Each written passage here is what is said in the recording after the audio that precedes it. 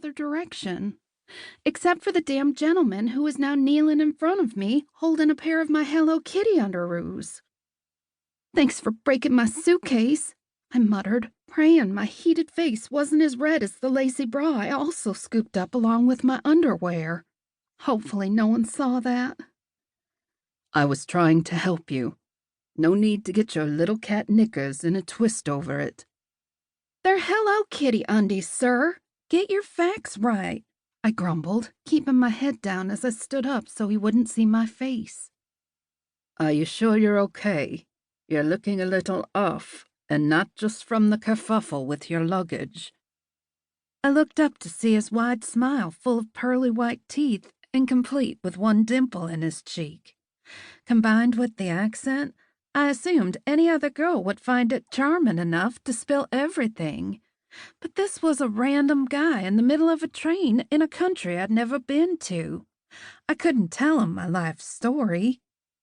I'd already spilled enough with my undies. I shook my head. "You have no idea." "How about I get you a drink at the bar car, and you tell me about it?" he asked, crossing his arms so his pale blue button-down stretched across his broad chest. The fabric didn't even wrinkle against him. What was that? Some secret expensive material? I glanced down at my own outfit of cut-off jean shorts and a faded t-shirt. Nothing about me screamed I was desperate, but something in me lit up at the thought that maybe someone other than my ex was interested in me, even if it was just a drink at a bar car. Not with some random guy on a train, though, Madison. I chewed on my bottom lip for a minute before slowly looking up to meet those soft green eyes. I swore a flicker of something crossed his stare as we locked eyes, but I could have just been seeing things. "I'm sorry, but I really need to get to my seat. Maybe I'll see you around." I forced a smile before I turned and quickly made my way toward the back.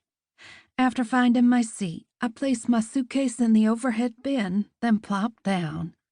I focused on the window instead of whoever was about to take the spot next to me. Luckily, it stayed empty and I had the area to myself.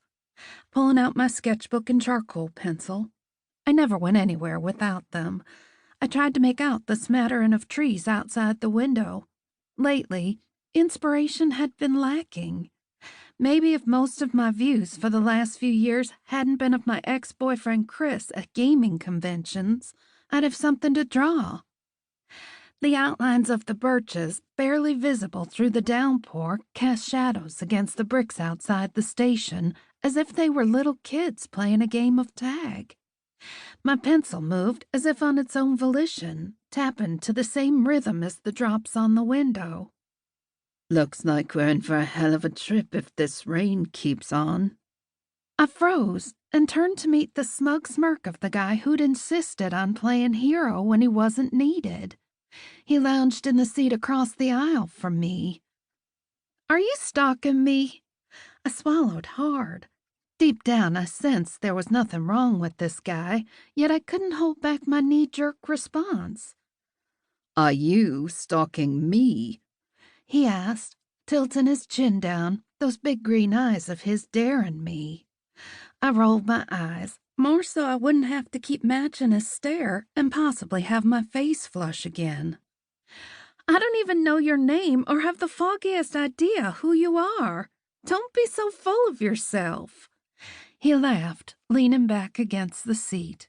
He was so tall that the tuft of his wavy dark brown hair could be seen over the fuzzy blue of the chair. "Fair enough." He then turned toward me, scooting forward as he put a hand out across the aisle. "I'm Jacob, not a stalker. Just a lad headed to Webley who happened to find a damsel in distress and decided to be chivalrous and help. A damsel who then tried to turn down her knight." I pressed my lips together, but my shoulders still shook as I tried to hold back my laugh. Before I couldn't contain it any more and burst out, I covered my mouth so I didn't snort in the guy's face. He cocked an eyebrow. "I didn't think my statement was that funny." I sucked in a deep breath before dropping my pencil so it rolled down my